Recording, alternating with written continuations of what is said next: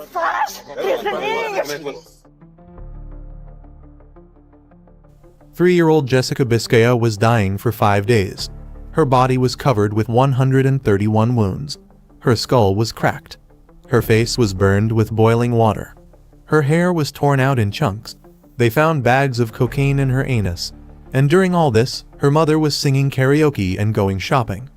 The price of this hell was 800 euros of debt for magical services. This isn't a horror movie plot. This is a real story from Portugal that made experienced investigators cry over the case files. Jessica was given 3.5 years of life, the last 5 days of which turned into hell. And although we know how it ends, it's important to remember, she was just a regular kid who deserved love and protection. Friends, if you think it's important for stories like this to be heard, please hit the like button, subscribe to the channel and share this video. Every share might reach someone who doesn't notice signs of danger around them right now. I'd love to know in the comments what city you're watching from. It helps me see how these crucial safety messages are spreading and reaching people who need to hear them. Your activity saves lives. On January 26, 2019, Jessica Sofia Tomás Biscaya was born in Setúbal.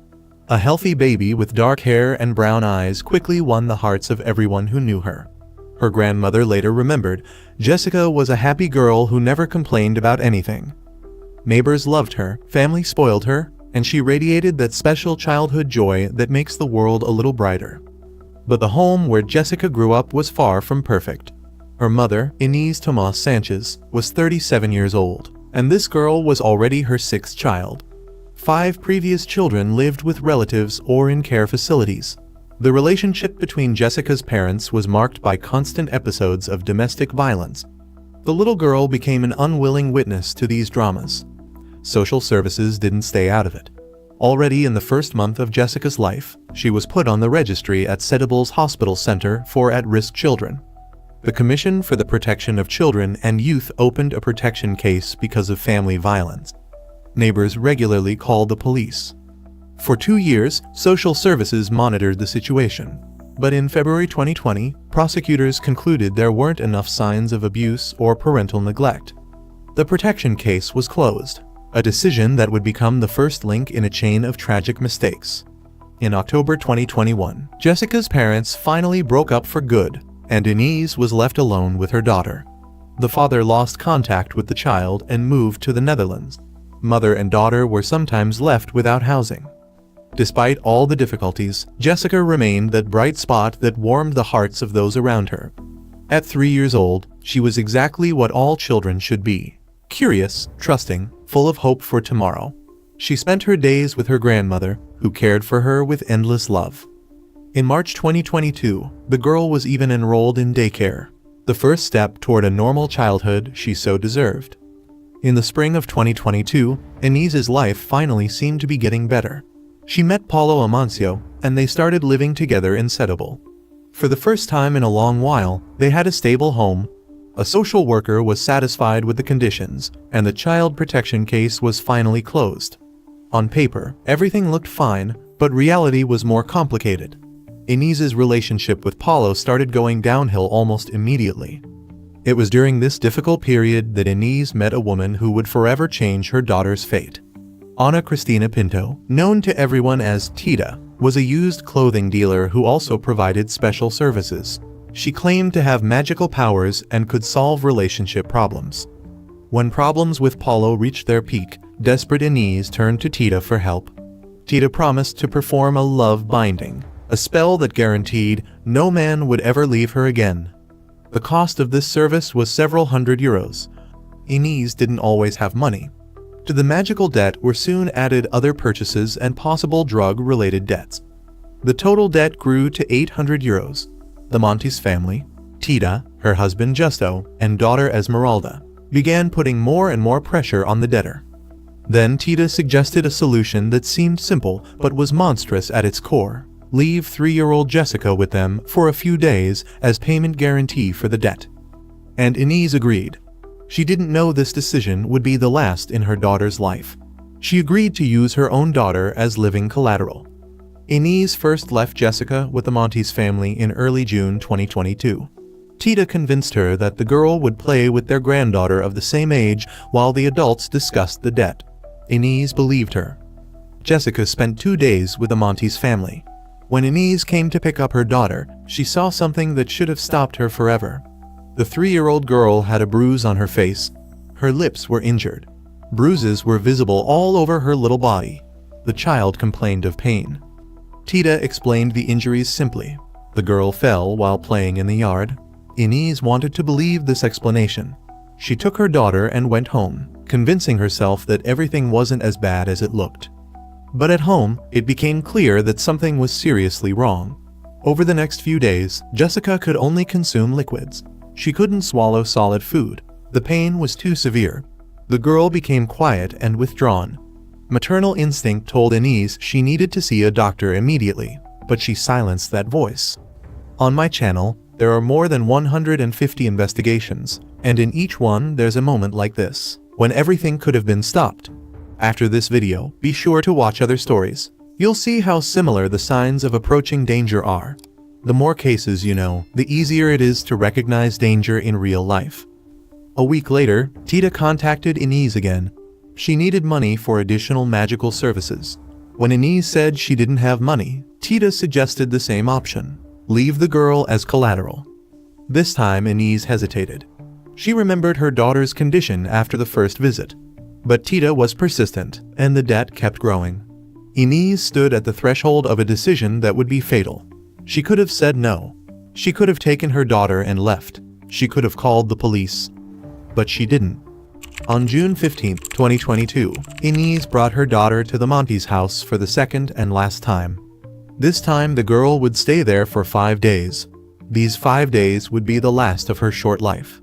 The Montes family lived in a modest house in the Baco do Pinheiro neighborhood.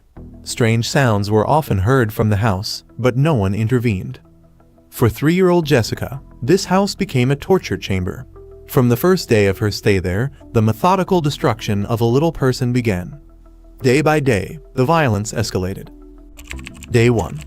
The Montes family immediately made it clear to Jessica that she wasn't a guest here. They started hitting her with their hands all over her body. Bruises covered the girl's arms and legs. The 3-year-old didn't understand what she was being punished for and cried, calling for her mom. But mom wasn't there. Day 2. The violence got worse.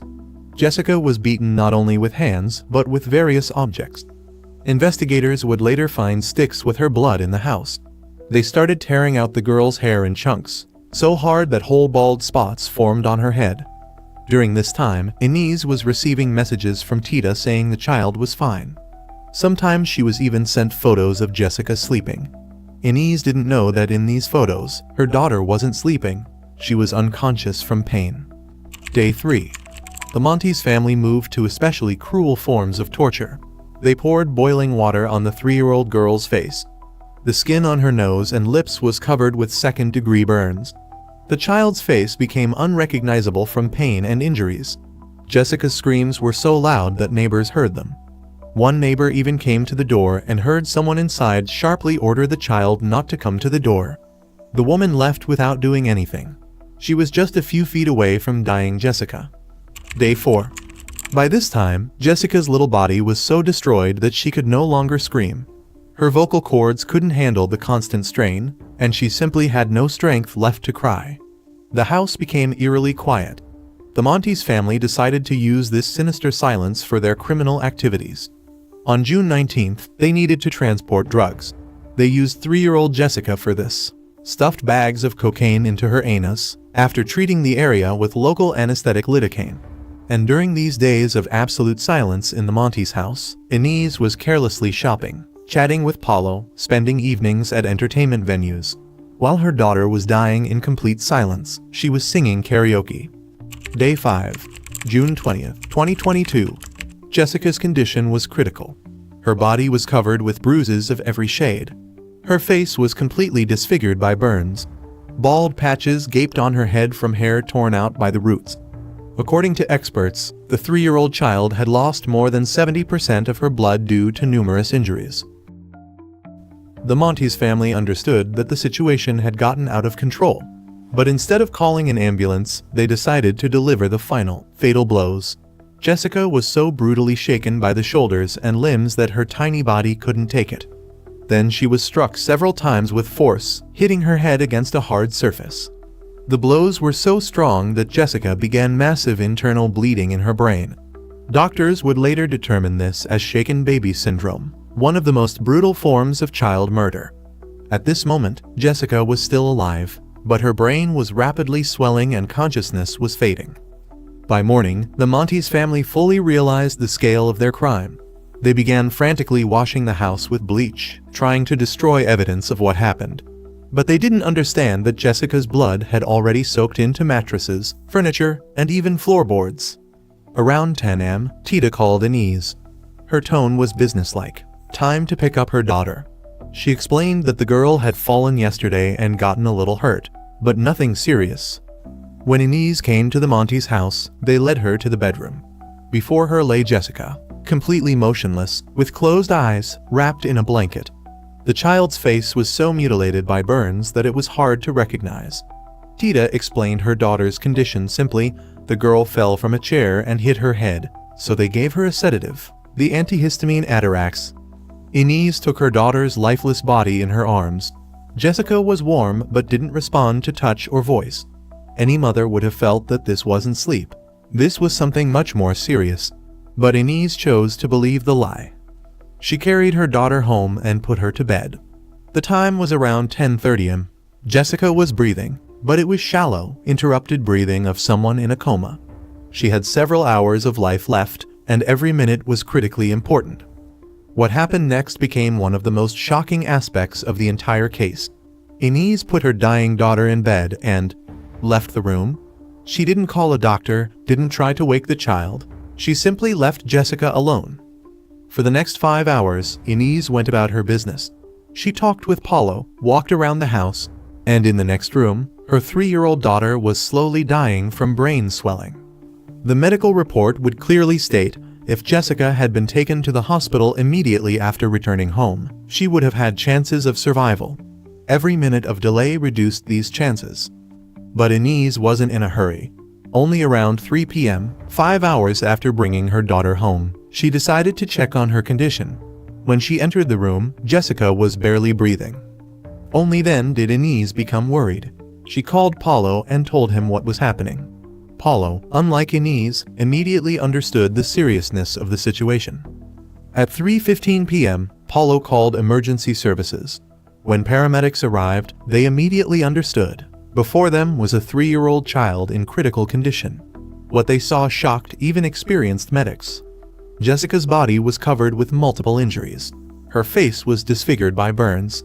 Her pupils were dilated and didn't react to light, a clear sign of severe brain damage. These weren't injuries from a fall, but traces of systematic torture. Medics began resuscitation right on the spot. The ambulance raced to San Bernardo Hospital in Setúbal. In the cabin, medics continued fighting for the child's life. Inez sat nearby, holding her dying daughter's hand. For the first time in 5 days, she was next to Jessica when she needed maternal love most. At 4:20 p.m., Jessica was brought to intensive care, where a team of doctors tried to stabilize her condition. But the damage was too severe, and too much time had been lost. At 4:27 p.m., 7 minutes after arriving at the hospital, doctors pronounced Jessica Sofia Tomas Biscaya dead. She was 3 years and 5 months old. The doctor who delivered Jessica in 2019 had to pronounce her death in 2022. In 30 years of medical practice, he had never seen anything like it. When he saw the child's body, his hands were shaking. Inez stood next to her daughter's body and cried, but her tears could no longer change anything. Jessica was dead, and her killers, including her own mother, would soon face justice. I'd be grateful if you could check your subscription status and enable notifications for my channel. Every week, I share 4 new investigations here, and each one carries important lessons about child safety. This content isn't meant for entertainment. It's a knowledge resource that could save a child's life. So many of you have written to tell me that these stories helped you recognize danger signs and take action to protect a child. That's exactly why this work matters so much. When doctors began examining Jessica's body at the hospital, they couldn't believe their eyes.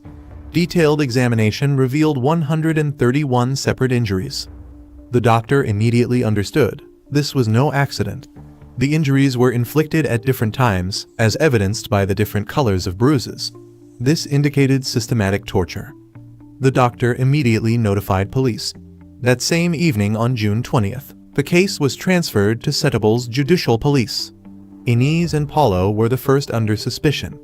Their version about the girl falling from a chair clearly didn't match the nature of the injuries. On June 21st, investigators searched Inés and Paulo's house. There were no children's things in the house.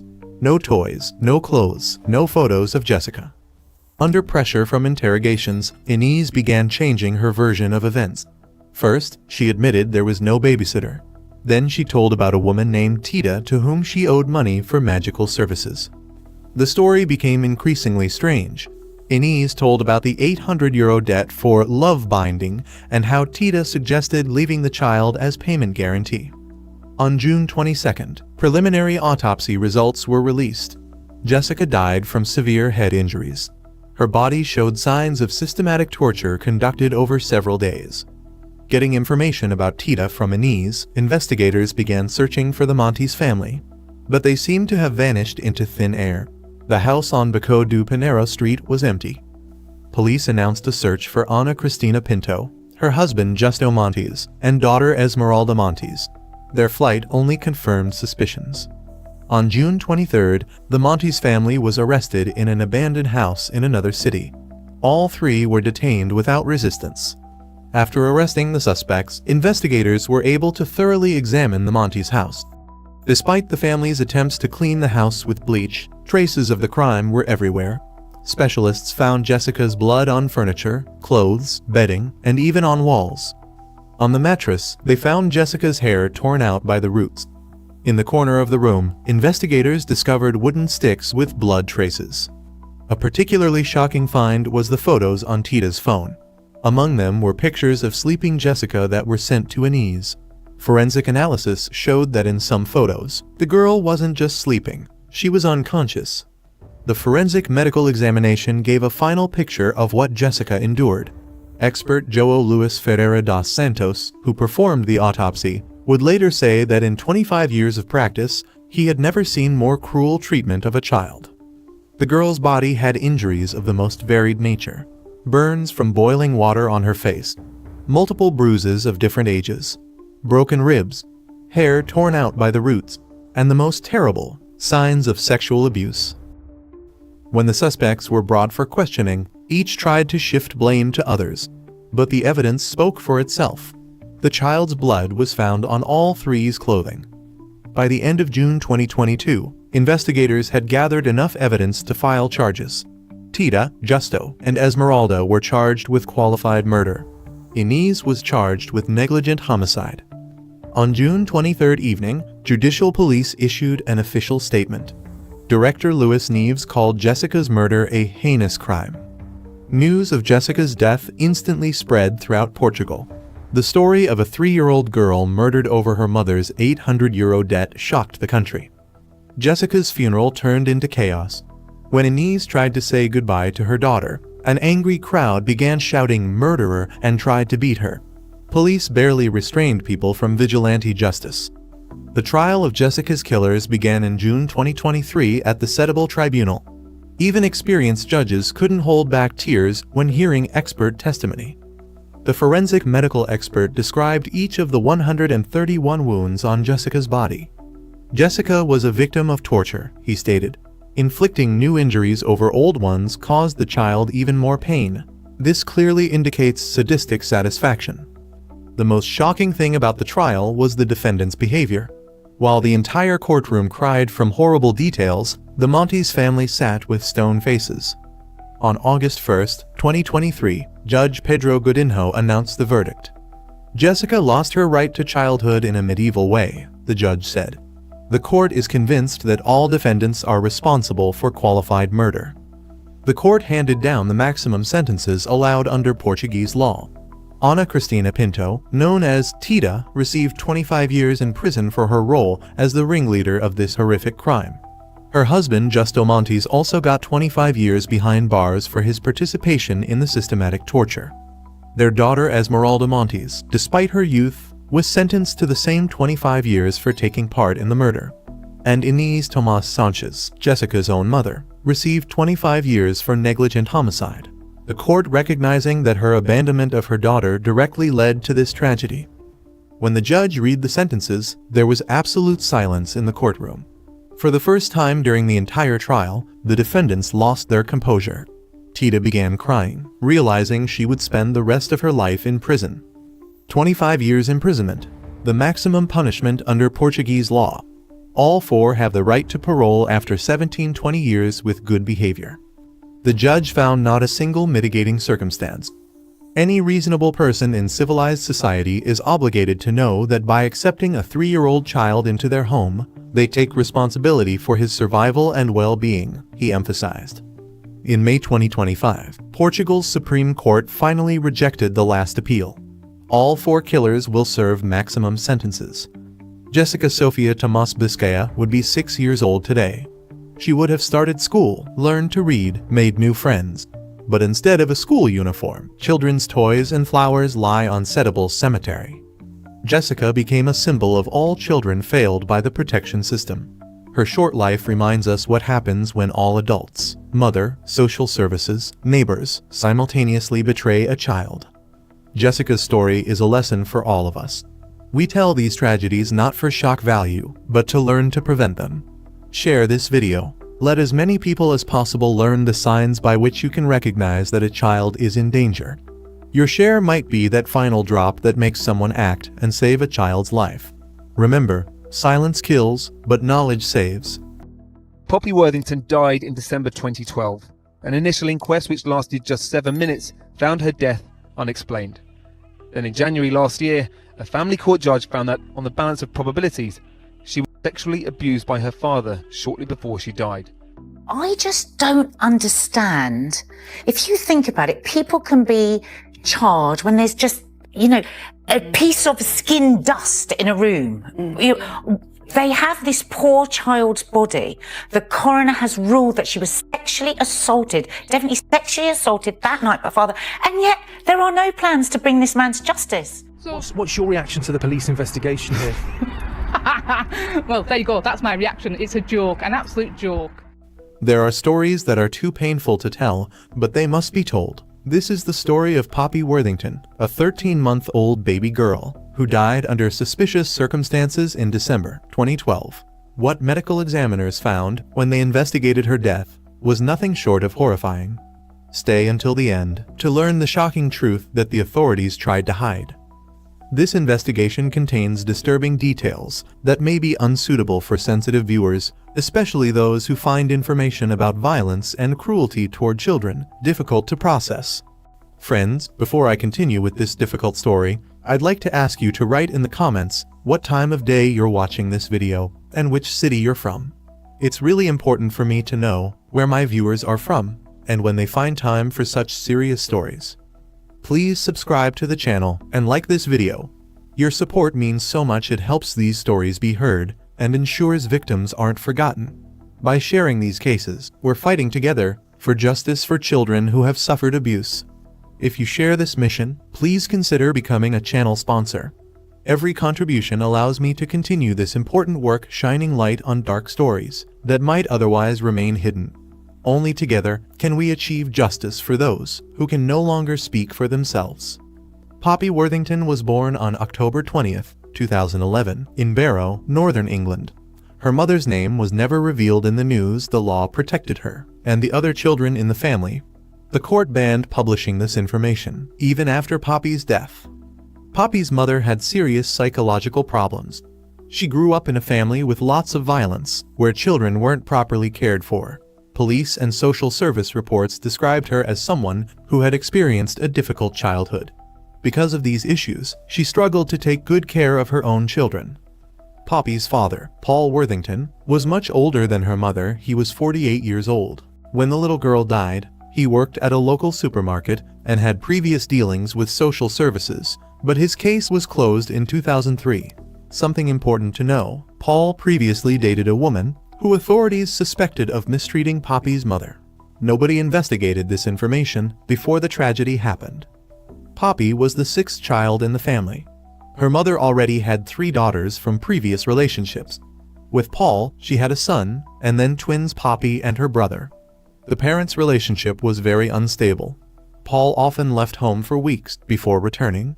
The children never knew what would happen next.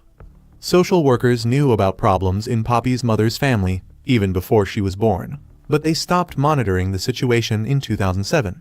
Despite obvious issues, cramped housing, the mother's mental health problems, the father's instability, nobody checked how the children were living.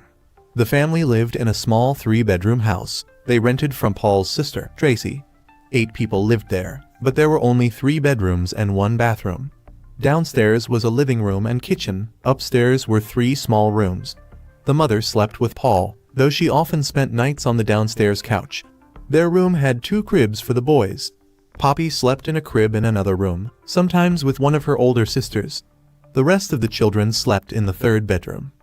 The mother said the house was always noisy not just because of the 6 children, but also because of constant visitors. Surprisingly, neighbors later said they didn't even know anyone lived in the house. Some thought it was abandoned or used for drugs. Despite these conditions, the mother described Poppy as a very active and social little girl. She loved being the center of attention and woke up early every morning, happily waking the whole family. Poppy was healthier than her twin brother. She was born without complications and developed normally, starting to walk shortly before her death. During her short life, she was sick only a few times. In February 2012, she spent a night in the hospital with bronchitis. Then she had eye inflammation, followed by vomiting, diarrhea, and a rash they thought it might be chickenpox. In December 2012, the family was planning to move to another area to start life over. But this was never meant to be. On December 11, 2012, Poppy had a slight cold, but otherwise seemed to be feeling okay. It's worth noting that during the day on December 11th, Poppy already showed signs of feeling unwell. During lunch, she suddenly started screaming in her high chair and arching her back in pain. Her mother picked her up and started rubbing her stomach, thinking the little girl had a stomachache. A few minutes later, Poppy had severe diarrhea, which her mother described as brick red in color, a worrying sign that nobody paid proper attention to. Her mother put her to bed between 7 and 7:30 in the evening. By 8 o'clock, all the children were asleep. Poppy's mother stayed downstairs, watching TV. Around 9 in the evening, Paul Worthington went upstairs with his laptop.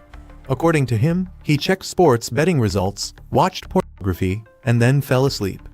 At 2 in the morning, the mother went upstairs to get the laptop for herself. After this, the stories differ. Paul claimed he woke up early in the morning to Poppy's scream. When he went to her room, he found her tense and crying. He brought her to his bed to comfort her. Noticing she smelled, he went downstairs for a clean diaper. When he returned, he saw she was already asleep. But a few minutes later, when he touched her arm, he discovered she was limp and unresponsive. He ran downstairs with the child in his arms, shouting for the mother to call an ambulance. When Paul brought Poppy downstairs, there was a shocking detail: the little girl wasn't wearing the bottom part of her pajamas. This circumstance, which later raised serious suspicions, wasn't properly investigated at the time. At 5:56 in the morning, the mother called the emergency number 999. The ambulance arrived at 6:05. Paramedics described Poppy's condition as critical. The girl was pale, waxy, and not breathing. Friends, I need to pause here for a moment, because what I'm about to share next shocked even seasoned investigators. The evidence discovered in little Poppy's case will leave you speechless. If you're following this story closely, please leave a comment below with just one word describing how you feel right now. The overwhelming emotions this case triggers are something we all need to process together, as a community fighting for justice for children like Poppy. And if you haven't subscribed to the channel, do it right now. Like this video and share it with everyone you know. This way, little Poppy's story will never be forgotten and will always live in our hearts. Every like and subscription makes us stronger in fighting for justice for children like Poppy. Doctors fought for Poppy's life for 57 minutes, but without success. At 7:07 in the morning, she was declared dead. The medical staff found troubling signs on the child's body. When they moved the little girl's body, blood was seeping from her. This immediately raised suspicions. The doctor who fought to save the girl's life later said her injuries were unlike anything he had ever seen before. These words from an experienced medical professional speak to the horrific nature of what happened to the child. But police made critical mistakes at the very beginning of the investigation. Paul Worthington was allowed to use the bathroom unaccompanied, where he could have washed away important biological evidence. Swabs from his body weren't taken until late that evening. The crime scene wasn't properly secured. The paramedics' gloves, sheets from the stretcher, Poppy's clothes, her last diaper, all of this was thrown away or lost. Even Paul's laptop, which he used that fateful night, disappeared. Police said he sold it to a friend, and they never managed to find it. Poppy's paternal aunt, Tracy Worthington, found the girl's diaper on the floor near the fireplace and threw it away because of the strong smell. This key piece of evidence was never recovered from the trash. At a meeting on the day of Poppy's death, a pediatrician incorrectly stated that the girl suffered from chronic constipation, which could explain the bleeding. This false information influenced the initial direction of the investigation. On December 14th, Poppy's body was transferred to the Royal Manchester Children's Hospital. X-rays revealed 2 broken bones in one of her legs, an injury that neither parent claimed to know about. 5 days later, 2 pathologists, Dr. Alison Armour and Dr. Stephanie Baitetti, performed an autopsy. Dr. Armour found bruises and tissue tears, indicating sexual assault. She also discovered hemorrhaging in Poppy's chest and throat. These findings so disturbed the experienced pathologist that she immediately called investigator Amanda Sadler to report that Poppy had been sexually assaulted, and then called again on December 24th, stating that the girl died from violent actions, not natural causes. Despite the seriousness of the accusations, Senior Officer Mike Forrester didn't allow additional forensic tests, limiting testing to just Poppy's blood analysis. Dr. Armour only completed her report 6 months later, saying she wanted to have all laboratory results for an official conclusion. In 2013, forensic tests revealed that Poppy's DNA was present on an intimate part of Paul Worthington's body. However, because the samples were taken too late, the concentration wasn't sufficient for conclusive findings. Paul's defense claimed this could have been the result of secondary transfer from his hands. Despite clear suspicions of sexual assault, Cumbria police didn't bring in a pediatric specialist in child sexual abuse investigations. Moreover, the remaining 5 children weren't removed from the family until November 2013, almost a year after Poppy's death. On March 28, 2014, the High Court in London held a 2-week hearing. Judge Peter Jackson determined that Poppy died as a result of a penetrating assault by her father. He criticized the actions of the police, social services, and the coroner. After this verdict, police officers involved in the case were removed, and the Independent Police Complaints Commission began an investigation. However, the official inquest held on October 21st lasted just 7 minutes, with no details about Poppy's death provided. On January 16, 2015, the Crown Prosecution Service stated there wasn't enough evidence to bring criminal charges. Paul Worthington remained free. A subsequent inquest in November that same year confirmed Judge Jackson's findings, but Paul was never held accountable. He wouldn't know his children. He lived with me for 2 years and looked after my kids. Do you think he'd still be walking this planet if I thought he was a paedophile? No, he wouldn't, because I'd make sure he wasn't. I got 2 girls, and trust me, he isn't like that. And you can get your stories off everybody around here. His mates are standing behind him, so nobody else counts. Have you spoken to Paul, your brother? Yeah. What's his reaction? What do you mean, what's his reaction? He's devastated. He hasn't done out and he's been accused of something as horrendous as this. Paul can't prove that because it's done in a family court and the police have thrown the evidence away. So how's he supposed to prove anything different, because it's all got to be crossed and dotted? T's and I's got to be crossed and dotted before a family court will overrule. No, they won't overrule, because all the evidence has been thrown away by the police. There was no blood in that nappy. I picked that nappy up and I put that nappy in the bin. And I told the police in the house, because I was at the house on the morning, where's all this so-called blood? There was no blood in the house. So What's your reaction to the police investigation here? Well, there you go. That's my reaction. It's a joke, an absolute joke. It's been a joke from start to finish. Talking, this has been going on for 3 years. Will Paul Worthington come out and speak to the media? He's not even in this town. He's gone. He had to leave because of all the persecution over Facebook, because of what the press have actually wrote already, because of the information they've gone on. How do you think Poppy Worthington died? I don't know. They didn't do the autopsy right, did they? They didn't do it till late. They've lost all the evidence. Nobody knows how she died. The pathologist is clear that in her opinion, we know a few Poppy things suffered a about it. serious No, assault. she didn't. No, she didn't. You read the rest of the paperwork, which obviously isn't released to you, and it isn't that at all. Dr. Armour was clear in her professional opinion. She suffered a serious sexual assault. I don't care what Dr. Armour said and what she thinks. We know different. She didn't. And Is your brother a child abuser? No, he's not. If he was a child abuser, do you think I'd let him walk? No, because I don't like him myself. So you really think I would back him up if I thought he was a child abuser? Is he a danger still on these streets? Is he? Don't be stupid. Talking pathetic now. Kelly Grieve, a medical worker who cared for the parents at the hospital, recorded their initial explanations. According to Paul, Poppy woke up crying during the night, and he put her in his bed. Trying to comfort her, he noticed she smelled and went downstairs for a clean diaper. When he returned, she was already asleep. A few minutes later, he discovered she wasn't breathing. The mother told Grieve that all the children in the house had been sick before the tragedy. She also mentioned that Poppy looked like she needed to empty her bowels, and Paul checked her diaper to see if it was full. A troubling fact was the serious contradictions between different versions of events. Poppy's aunt, Tracy Worthington, said that when she arrived at the house after Poppy was taken away, the mother told her a completely different story. In this version, Paul went downstairs not for a diaper, but for a bottle for Poppy, and then came back upstairs, laid the girl down, and started rubbing her back. Such discrepancies in details only increased investigators' suspicions. Friends, please don't leave this video, as the story isn't over yet. In a few minutes, I'll tell you another very important story that needs to be heard by society. The memory of these tragedies shouldn't be forgotten. I've noticed that a very large percentage of viewers watch my videos without subscribing to the channel, which negatively affects the statistics. Please check maybe you're not subscribed yet either. Creating these stories isn't easy work, and your subscription, like, and comment will show that this work isn't being done in vain. Only your support helps me continue covering these important topics for society.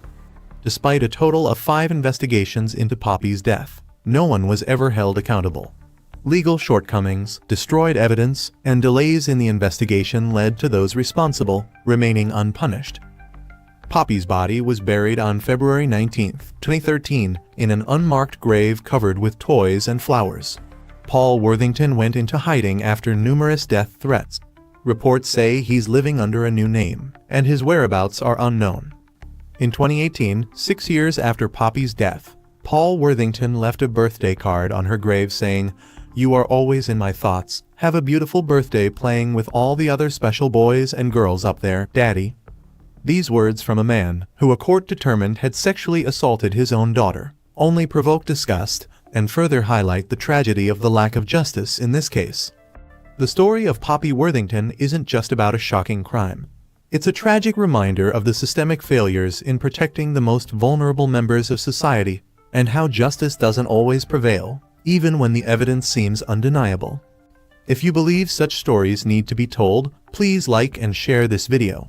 Only together can we make a difference and prevent similar tragedies from happening again. I just wanted to say a big thank you to everyone who watched this video all the way through. I'd love to hear your thoughts on this case in the comments, and please don't forget to subscribe to my channel. I'd also like to send a special thank you to everyone who has donated to support my channel. Your support means the world to me and gives me the motivation to keep making new and interesting investigations for you, my wonderful viewers. Thank you all so much.